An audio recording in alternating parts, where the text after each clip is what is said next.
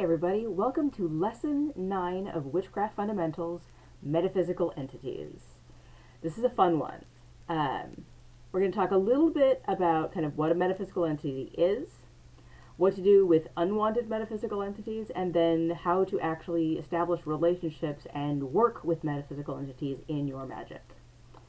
So, we talked a little bit about metaphysical entities in our last lesson when we talked about banishing.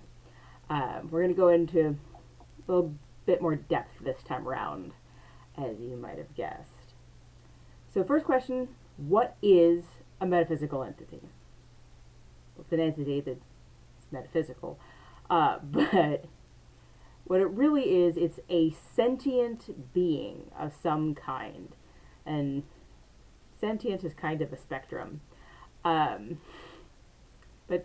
a self-aware, has thoughts and feelings entity of some kind that exists in kind of the non-corporeal planes. It's kind of outside the bounds of science as we know it.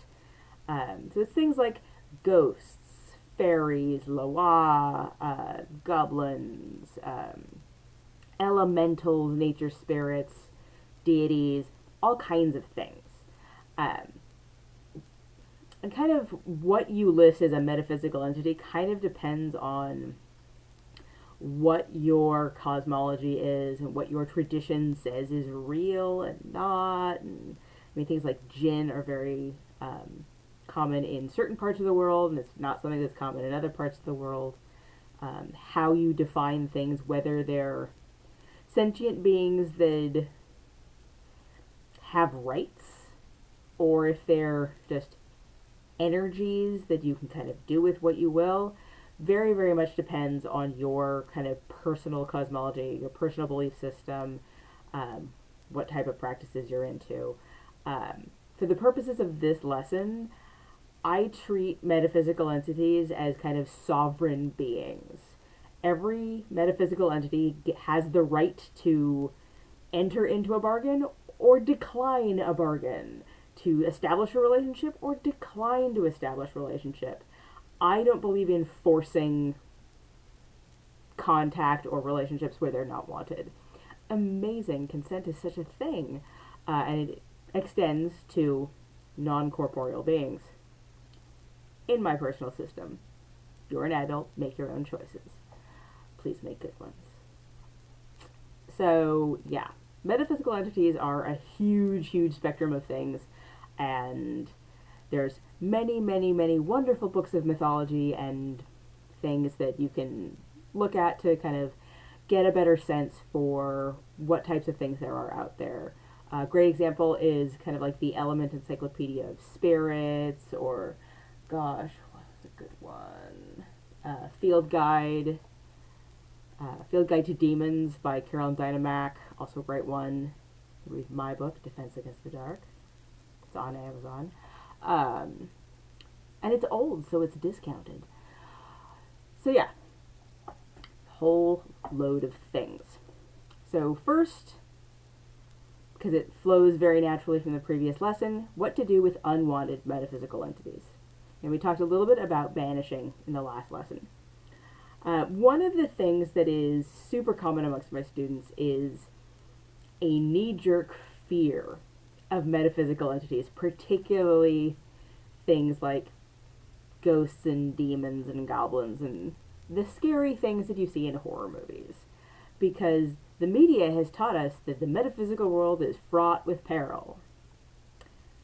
And it's not wrong, but it's not right either. There are metaphysical entities all over the place, and most of them are completely benign.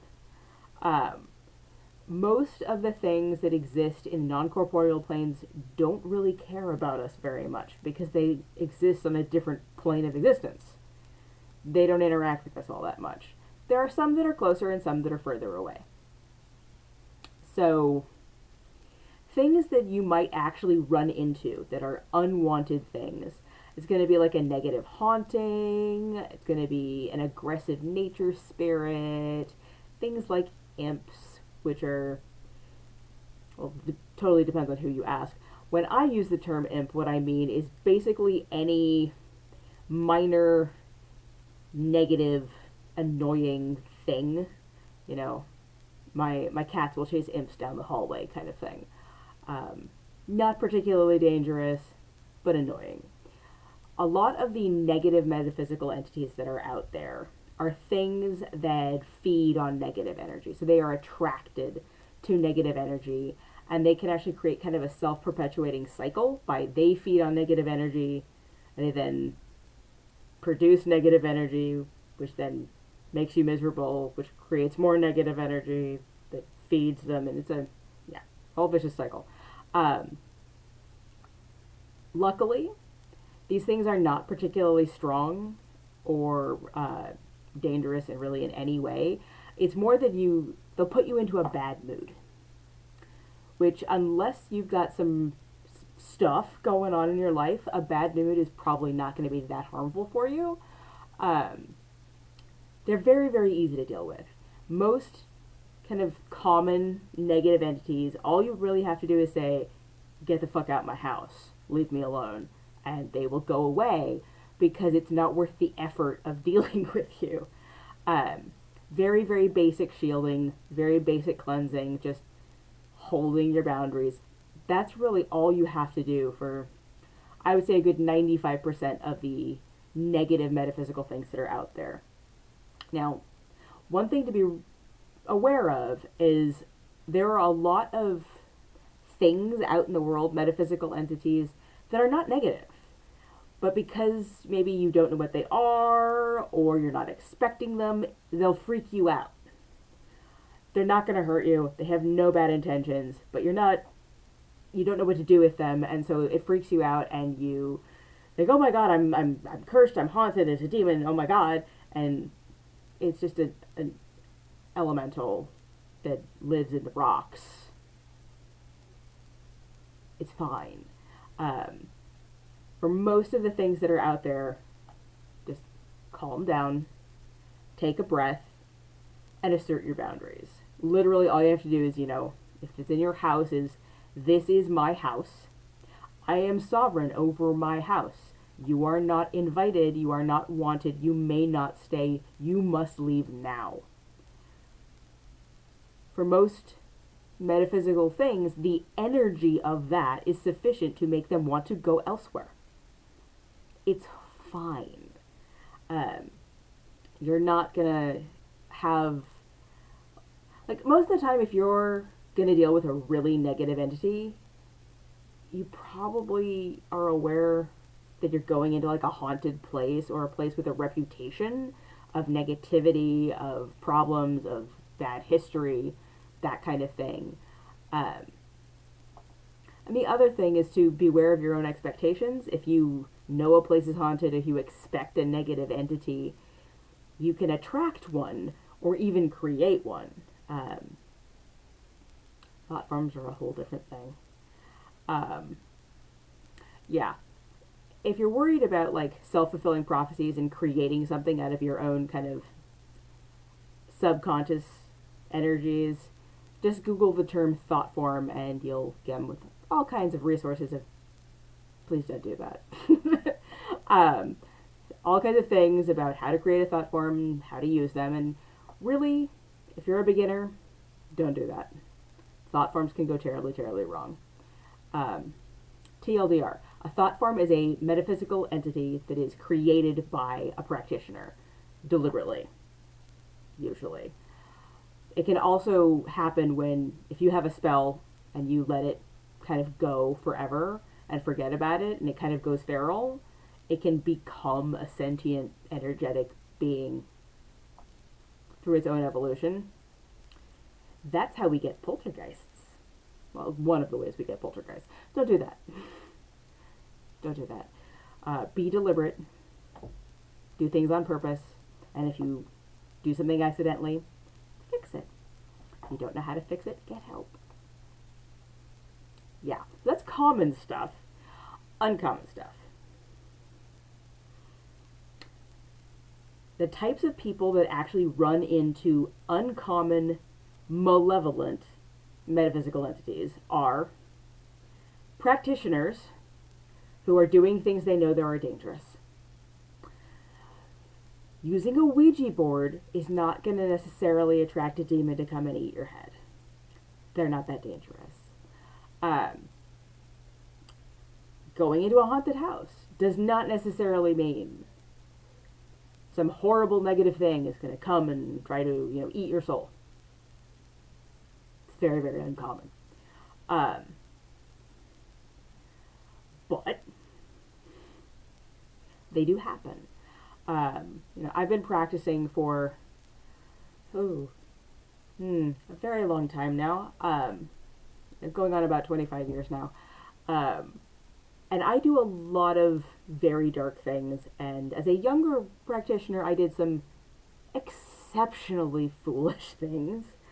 And in the last, 20 to 25 years, I have run into possibly 5 uncommon negative entities, only 2 of which were like genuinely dangerous to me. That's through making some really stupid mistakes and some really bad choices. And one, gosh, I was in the wrong place at the wrong time.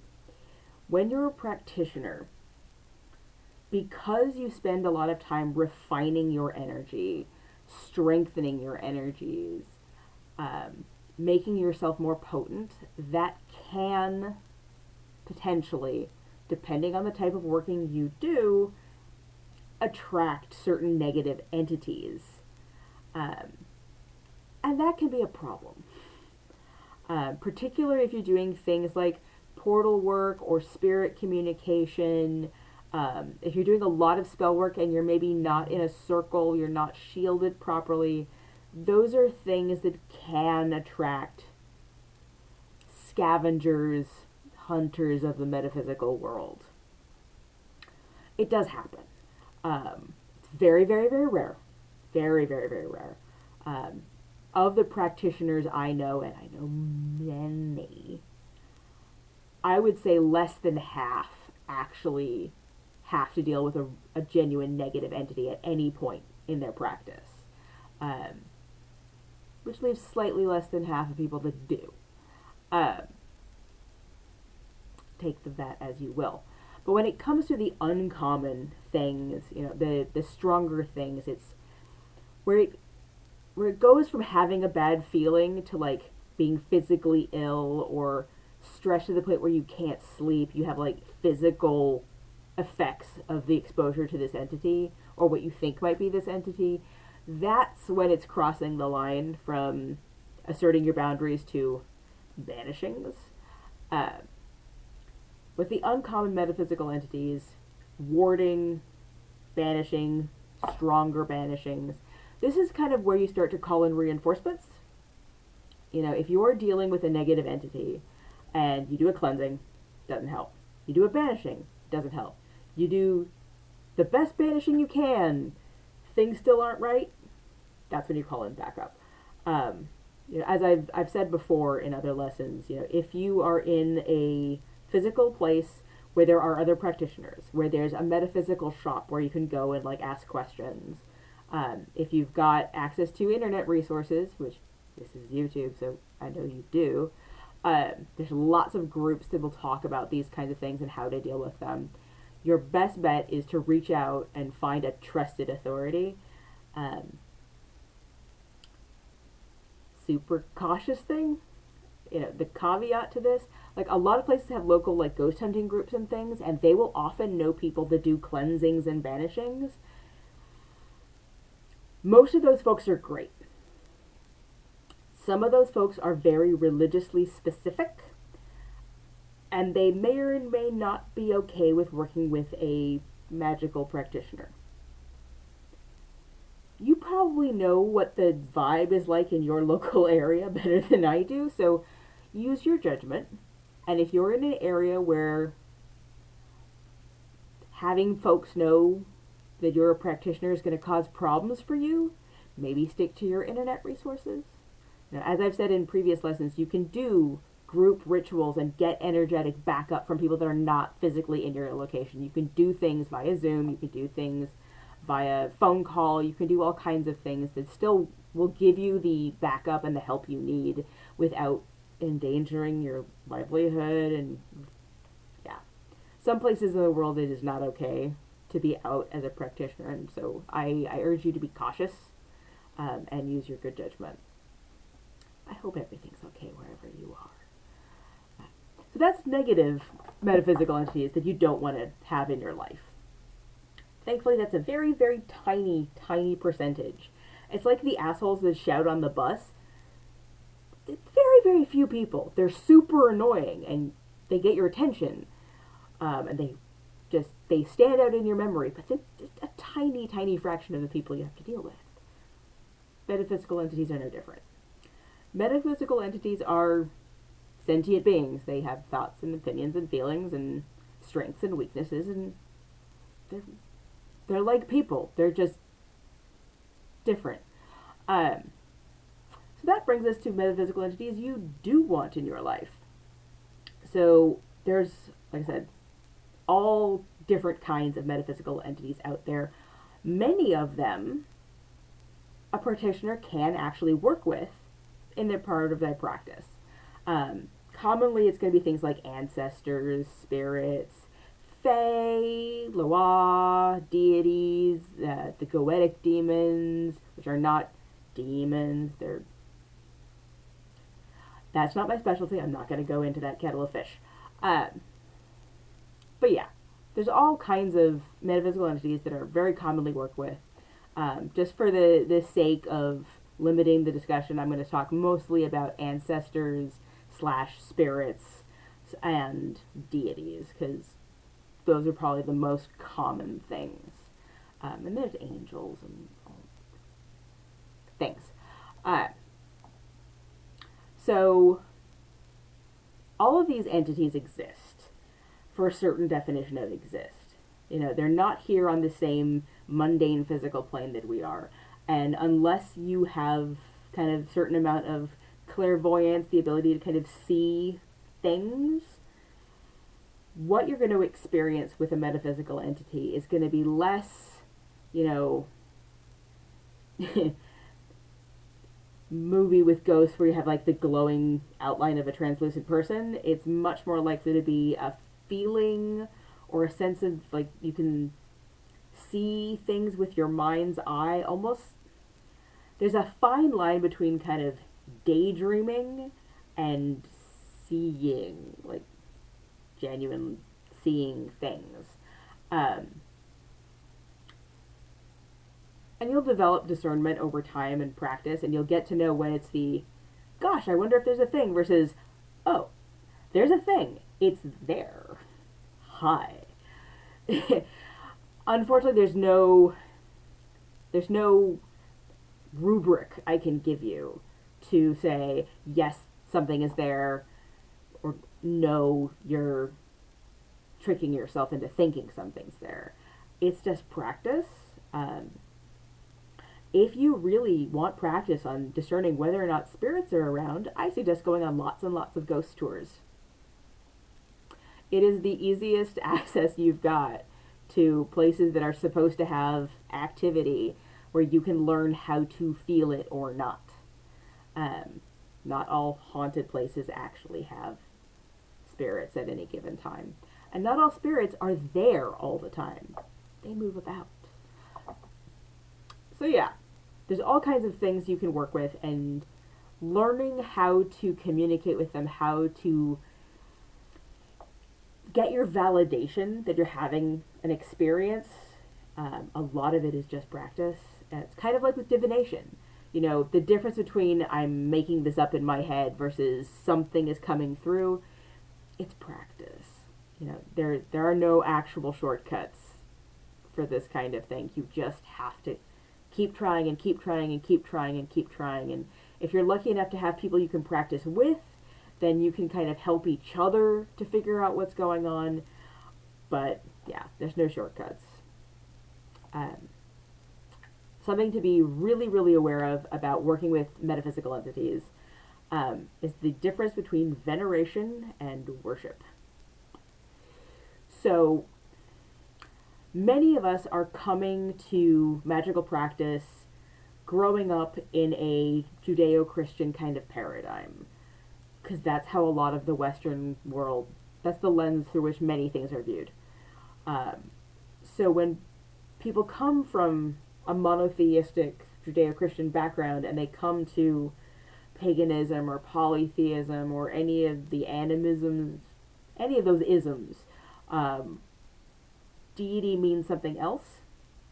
In the Judeo-Christian world, God comes forth and gives commands, and you must obey or you will die and go to hell.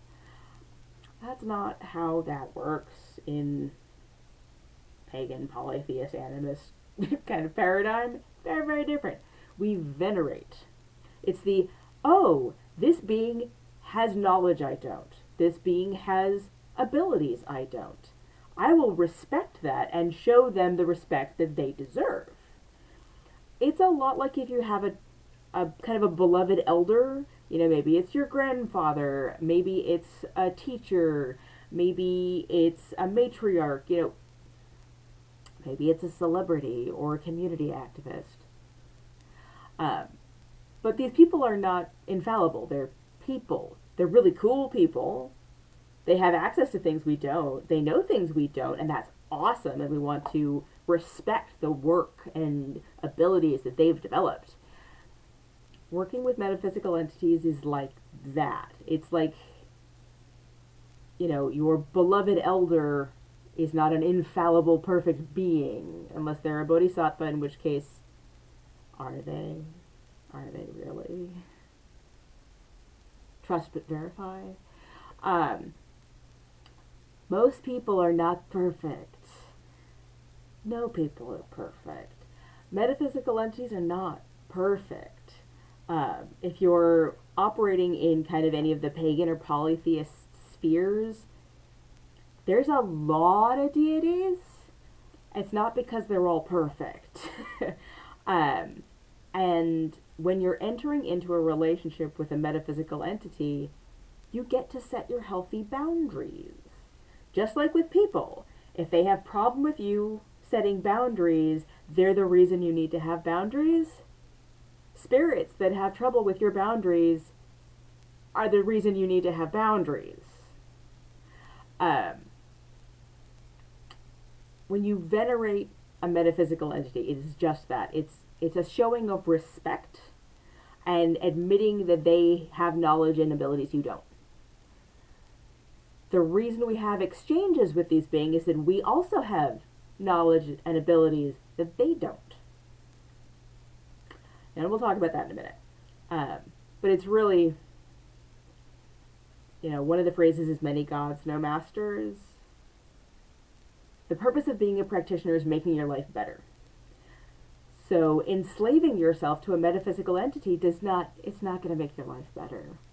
I promise. It's not. Don't do that. It's dumb. And then you get stuck, and then you have to call people like me to rescue you. Don't do that. I would tell a story, but I must protect the identities of those who have come to me for help. It's happened. So, metaphysical entities exist outside our normal reality. And that's kind of the purpose of working with them. If you need say you need fish, you're going to talk to someone who's on the ocean or a river or a lake with fish in it to get fish for you because you don't have access to fish wherever you are. Maybe you're in the middle of a high desert. Whatever. And there's no supermarkets. Just run with me.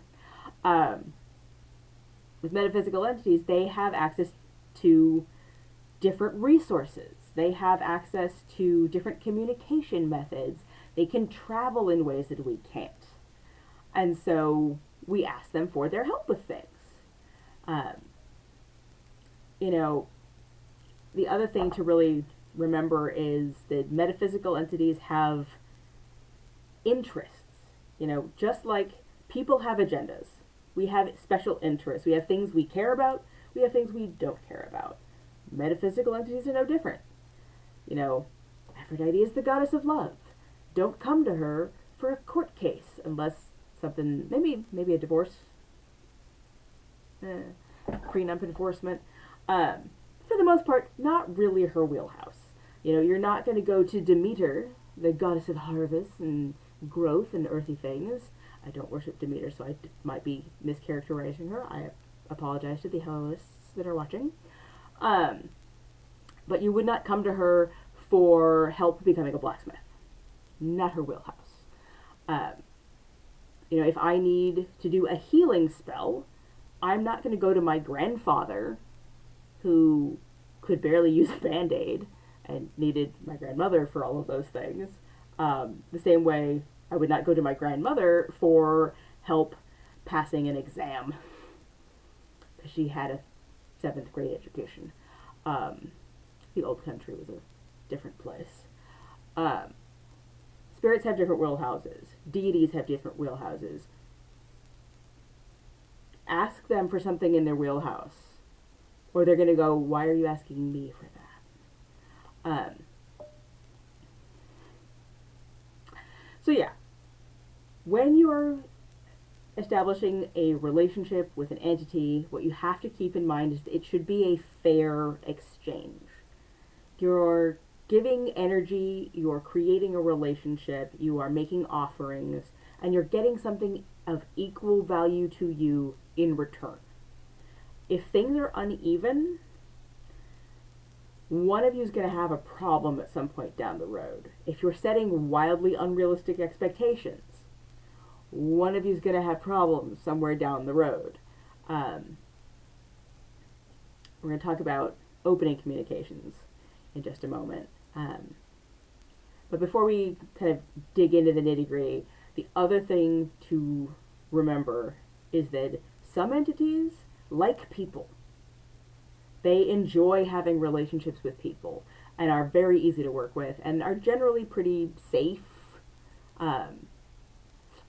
You know, they're not going to have wildly unrealistic demands or try to enslave you or eat your soul or any of that kind of stuff.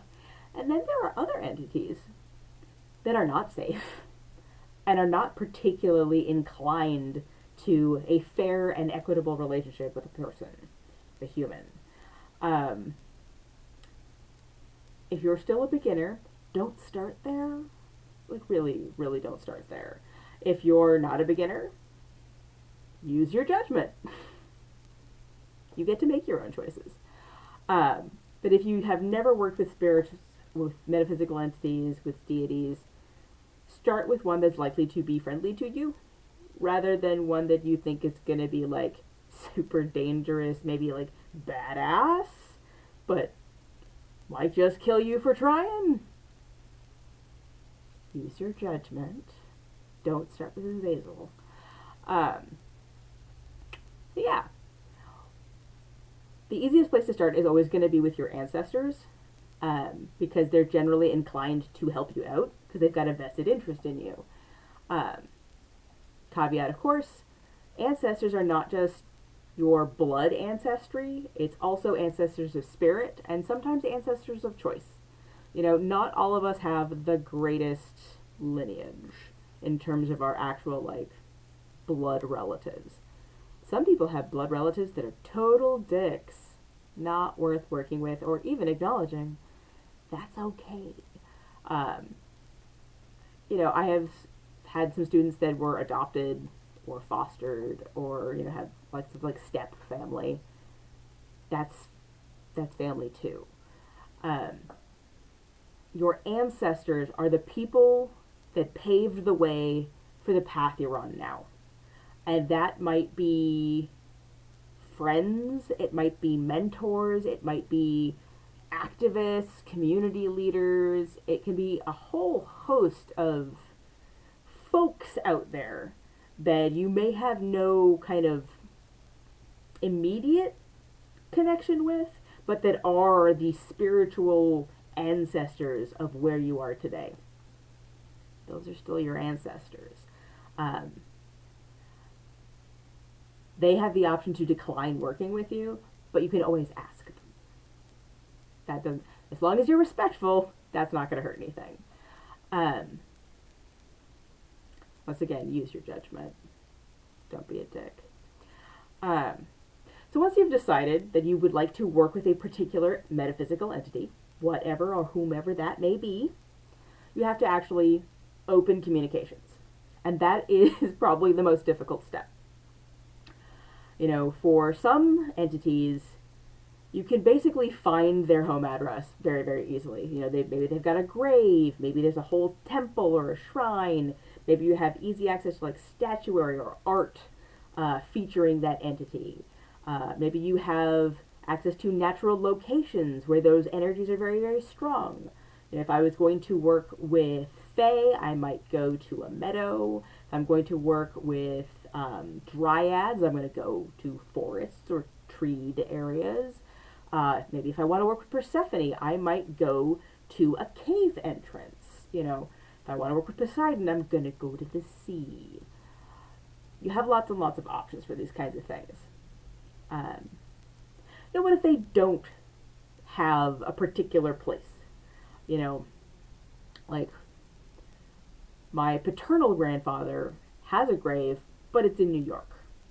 I am in Seattle. I don't have easy access to his grave.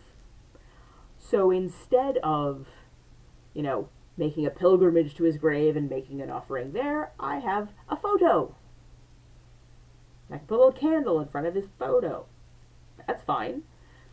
Maybe I don't even have that. Maybe I'm trying to work with, say, the Gaelic, who is the Irish goddess of death. Well, Irish, Scottish, Gaelic. She's Gaelic. She's Scottish, actually. Sorry, it's been a while. I don't have the access to the Outer Hebrides. I don't have art with her. I maybe don't have, you know, maybe all I've got is like a paragraph out of a book of like 900 goddesses. Maybe I'll make some art. Maybe I'll create some kind of representation. Maybe it's going to be a crystal that I just feel has the right energy. Whatever you do, when you begin to open communication with the spirit, you need some kind of representation of them. If you're in a situation where you can't have any kind of stuff, phone lock screens, computer backgrounds, and if all else fails, your imagination, the entities will know that you're doing what you can with what you've got. It's not a hard and fast rule. But in general, some type of physical representation, it can be nice and abstract, particularly if you need to hide what you're doing. And often, most of the time, it's going to be maybe a candle and some incense. That's not available to you. You can work without it. Nothing is required other than good faith and pure intent. But have something if you can. And if you can't, make sure it's a real good reason why you can't. Have something that represents them. And then you make some kind of offering. And it's just like when you go to someone's house for the first time, you know, maybe you bring flowers, maybe you bring a bottle of wine, maybe you bring dog treats, you know, whatever, you bring some kind of host gift. Say, hey, you're letting me into your house, thanks. We don't know each other real well. I swear I'm not an asshole. That's what these initial offerings really are. It's the, hey, I'm asking you to go out of your way and come talk to me. And I appreciate that that takes energy. Here's a little something for your trouble. Common things is going to be food, drinks, that can be water, it can be wine, it can be spirits, it can be soda pop, juice, whatever. Different spirits like different things. Santa Muerte really likes strawberry Fanta. It's a thing. I give her lots of mezcal. Yeah.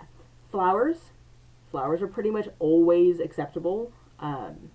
Incense also almost always acceptable unless there's some real reason that particular spirit like says no. Acts of service can be fantastic offerings. Like if I wanted to work with some of the Native American spirits, the indigenous peoples of my area, the best thing I could do would be some type of maybe a beach cleanup or a park maintenance or trail maintenance, animal care, doing something to help restore some of the harms that have been done. That's going to be a much more powerful offering for those folks than my, leaving them some flowers. It all kind of depends on what you're trying to do, and how committed you are. There's performance, like singing a song or playing an instrument or drumming, that kind of stuff, doing a dance, making effort. That's an expenditure of a gift of energy that is almost always going to be welcome. And, maybe, if you're in that circumstance where you don't have a physical thing, you can't be visible about what you're doing, it can literally just be concentrating on energy, creating an energy ball, and offering it. It does not have to be some great, big, huge thing. It's really about what you can do. You should do what you can do. If you cannot, that's okay. Entities that are worth working with will understand you have genuine constraints. They're not going to judge you for being in a, limited or confined circumstance in your life. And if they do, work with somebody else. So yeah. The thing to be most mindful of, particularly with an initial offering, people tend to go a little overboard. I'm going to attempt to talk to Odin, I must give him all the things. Well, what kind of precedent does that set? Next time round, instead of a giant smorgasbord, you give him, maybe a shot of akavit. It's going to feel a little shortchanged. You've set yourself up to fail. Like any relationship, being consistent is really, really important. I mean, you really just think of it as like any friendship you have, any relationship you have. You can't do all the work up front and then never give anything back ever again. You should not, neglect these things. You should not overpromise. Oh, do not overpromise. There is no surefire way to guarantee you're going to have a negative experience with a metaphysical entity than breaking a promise. That is the number one way you get yourself in trouble. So, better to not make promises you can't keep. If you are not certain, if you think you can keep a promise, instead of saying, yes, I promise I shall do X, Y, and Z, you will say something like, and I shall do my very best effort to do X, Y, and Z. Or you can genuinely say, with most metaphysical entities, I'm not sure I can hold that up. I can promise this. I will attempt to do all of this, but I can't make any promises here. I can only guarantee this. Is that cool, or do we need to renegotiate? Always be honest about these things. You will save yourself so much trouble later on down the line. So yeah, when you open the communications, you're going to do some kind of representation.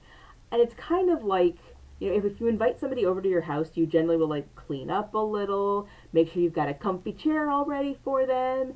Maybe you've got, a nice cup of tea and a snack. If you want your guests to feel welcome. That's a lot of what the opening salvo of spirit communication is about. It's having some kind of environment, some location that is inviting to that entity, some place for them to land, and then something to make them feel appreciated. That's how you start a relationship. It's pretty simple. So once you've actually established your communications, then you can get to actually working with them. This is what really maintains the relationship.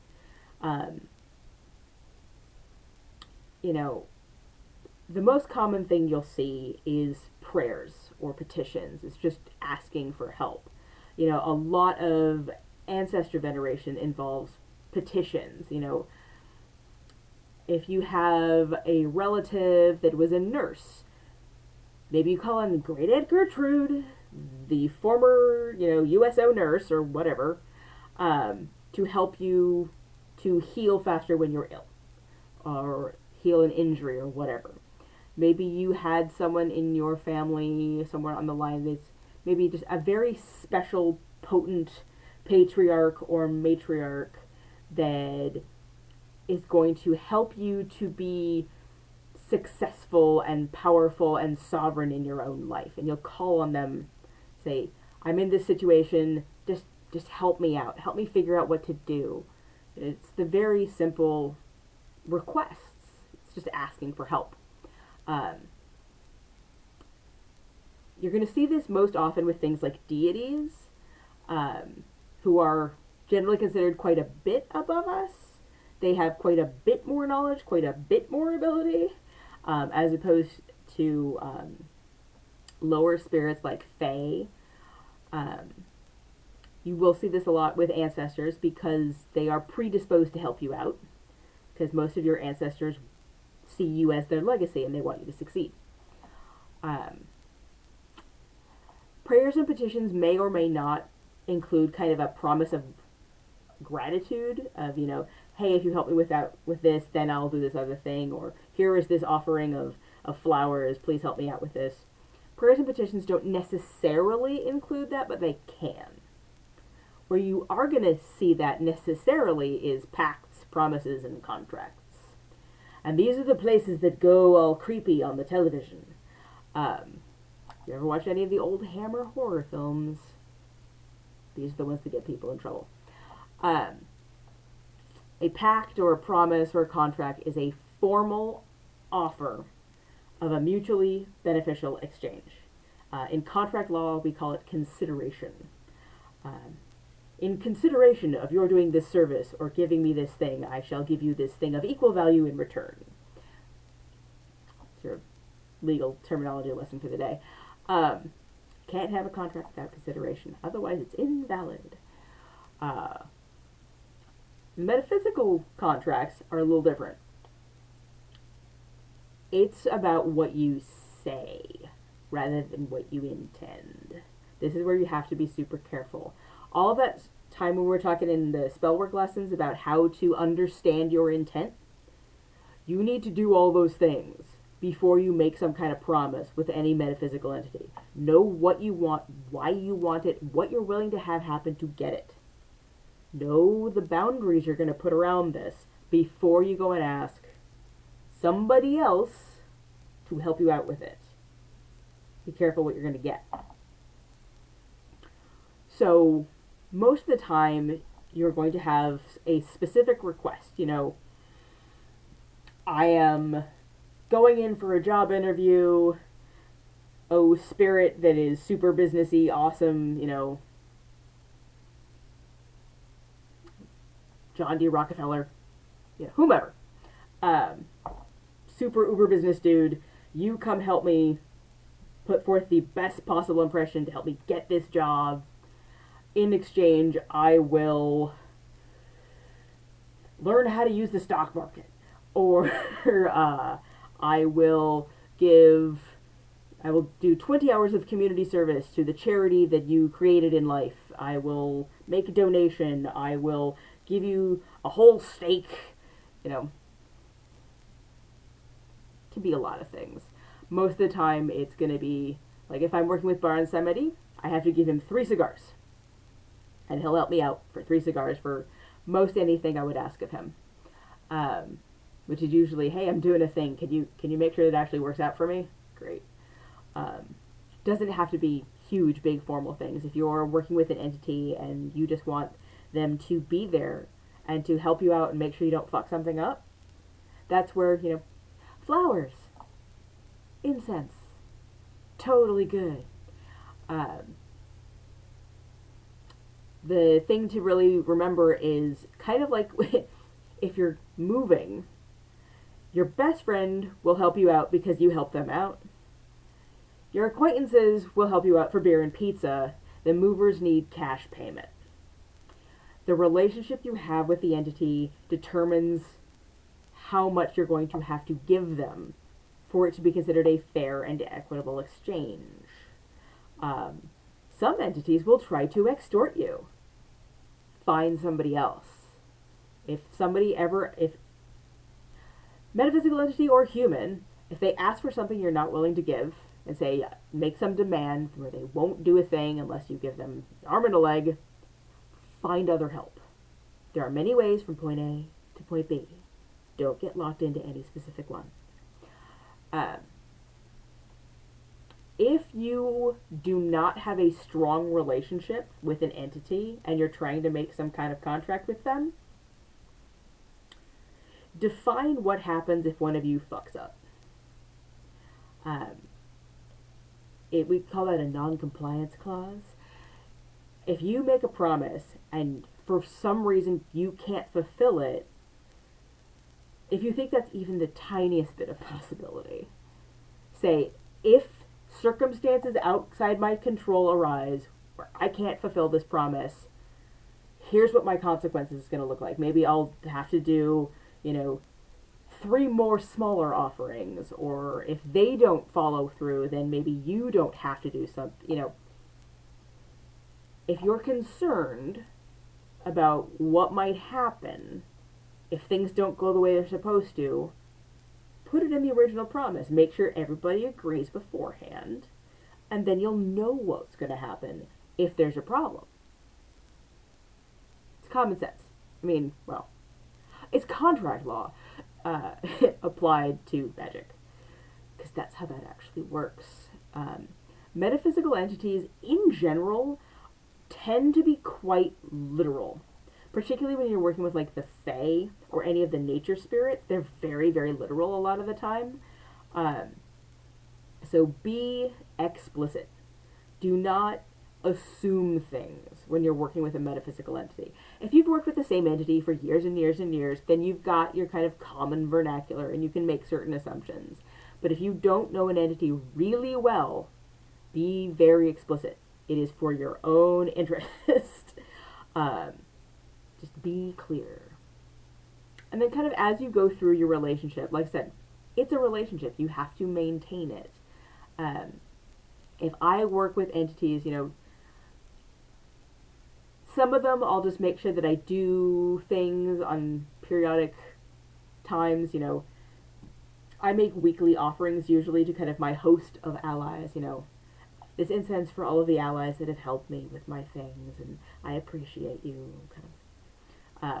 What I actually say is, I thank my allies for all they have done for me in the past, all they're doing for me in the present, and all they will do for me in the future. Any potential obstacles in my path, I ask that you accept this offering and not become my enemies. That's my weekly offering of incense. That's the imaginary incense that I'm holding in my hand. So yeah, you have to maintain relationships.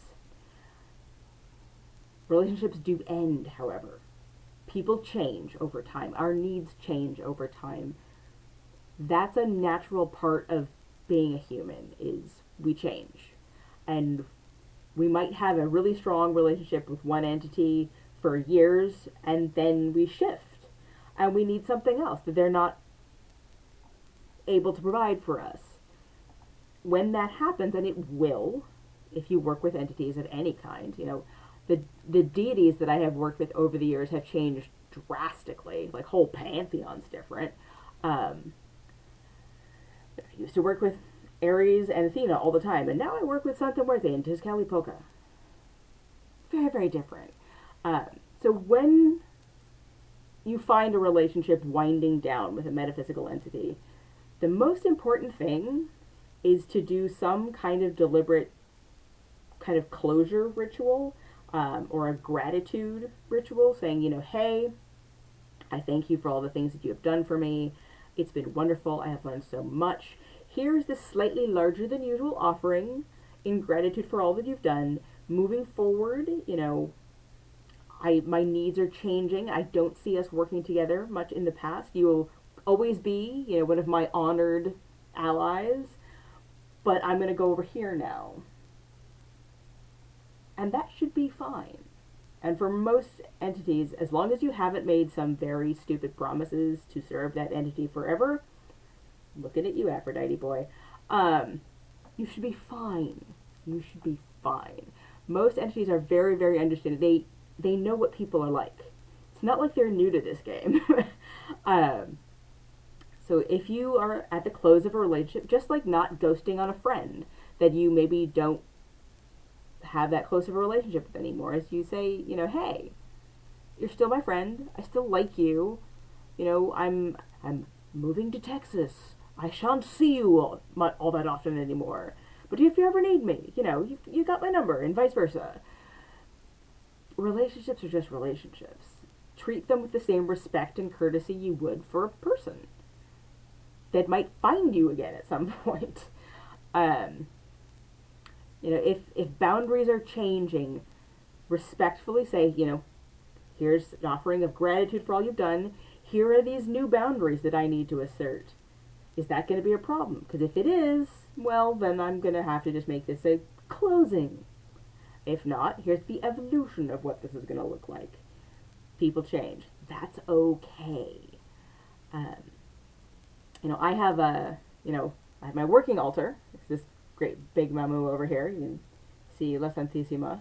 She's actually up here a couple of times. Active altar, the people that I work with all the time. And I got bookshelves over there where I have other things of folks that I don't really work with anymore. They're still very honored. I love them very, very much. But they're just kind of hang out now. Don't really do much work with them. That's part of being a human. Understand that these things are going to change, they're going to evolve, you're going to get different things out of different relationships, you're going to have different levels of closeness, and they might ebb and flow. I have kind of a personal pantheon of folks that I've introduced all to one another and said, hey, I'll kind of work with all of you. Are you cool with, being on the same altar? Are you cool with kind of being my squad, essentially? And they're cool with that. But who I work with more or less changes depending on what's going on in my life. All of that is okay. It's completely normal. The most important part is just being honest about it, and also being honest with yourself about it. I've definitely met folks that they have an idea of they want to work with the warrior or the scary powerful one, or the spooky one. And maybe the one they're really developing the best relationship is the home and hearth one, is the healing one, the gentle Shire one. Be honest with yourself with what is actually helping you. What is actually helping make your life better versus what you think feels cool. You don't have to have a wand measuring contest by whose works with the scariest deity. I've definitely been part of those conversations. They are asinine. Please don't do that. So yeah, be honest with yourself about what you actually need, what will actually help you out. And it might not be the ones that are the cool ones. It might not be what some, TikTok witch says is valid. If it's helping you, if it's making your life better, then you're doing the right thing.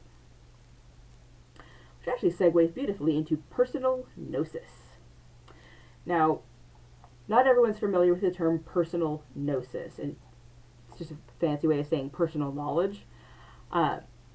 Metaphysical entities are not measurable, observable, mundane things. Hence the word metaphysical. But that means that most of the encounters we have are things that we recognize with extra senses. We feel things in our gut. We get a prickling at the base of our neck or the base of our spine, the palm of our hands. We get a staticky feeling. We feel almost a synesthesia, a smell, or a color, or a sound. It's something that I feel a lot of times like a vibration. I feel like when you hit a bell and it gets that kind of resonance, that's what that's my signal. that somebody's here is a kind of thing. What I feel versus what someone else feels, there's no way of comparing them. I've been in the room with, half a dozen practitioners and only one of us senses something because the entity only has something to say to that one practitioner. Your truths about metaphysical entities are things that are yours. And no one gets to tell you that your experience of something is invalid. It might not track with other people's experiences. That's okay. You don't have to have the same experiences of a spirit or an entity that other people do. They manifest differently. We are different people. We have different understandings. We have different contexts. We have different needs. Different spirits will appear differently. A lot of deities will appear in the way that the person who needs them can most easily digest. That doesn't mean that if one person sees a certain appearance and another person sees something completely different, that one is right and one is wrong. But one caveat to that. If you are a person from the mainstream overculture and you are trying to speak to a spirit of an indigenous or oppressed culture, if you see a non-standard appearance of said spirit, that is your valid personal experience. Do not, under any circumstances, go up to an indigenous person of that spirit's persuasion and tell them that they are wrong because their experience was different than yours. That's a douche move. And I've watched it happen in person, and I was appalled. Your personal experiences are yours. They are valid. Be cautious that you're not stomping on some culture's beliefs by asserting your personal gnosis in the wrong space. There's a time and place for everything, and it's not necessarily in the indigenous people's space. So yeah, sometimes these things are fraught with peril. When in doubt, do some divination. Like if you're not sure, some entities of less than stellar morality and ethics will put on guises. Like it's not uncommon for very negative entities to appear as like the ghosts of children. The ghosts of children do not appear to me. If I see a spirit and it purports to be a ghost child, it's not a ghost child, it's a demon. And it's going to be a problem for me. I have a friend. Spirits of children flock to her like doves. And it's beautiful, and she has a wonderful experience. And I'm just sitting here like with my skin crawling, trying to leave the room. Everybody's different. It's not wrong or right, it's your experience.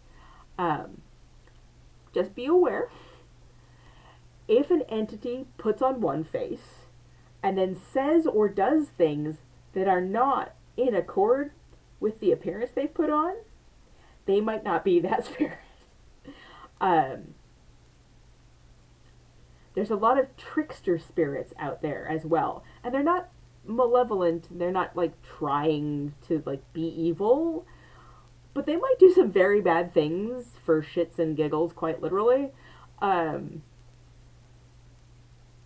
So trust but verify. If you are asked to do something you're uncomfortable with, don't do it. Assert your boundaries. That's what they're for. And use your judgment. Magic is not check your common sense at the door time. It's bend your reality time. Different things. If something feels wrong, if it feels dangerous, if it feels untrue to who you are, don't do it. I don't care who's telling you. If it is something that's gonna like hurt your soul, don't do it. Ever. It's not worth it. No entity worth working with is gonna make you do something like that. if you see, sometimes certain entities will get kind of possessive, and if you're not responding in the way they think you should, they might go after the people around you to get your attention. I have had certain entities appear to my husband in dreams because I had warded my dreams and not his. I've had, working with, a group of practitioners, have, myself be shielded in such a way that an entity cannot talk to me, and they'll go through someone else in the group that is not as shielded.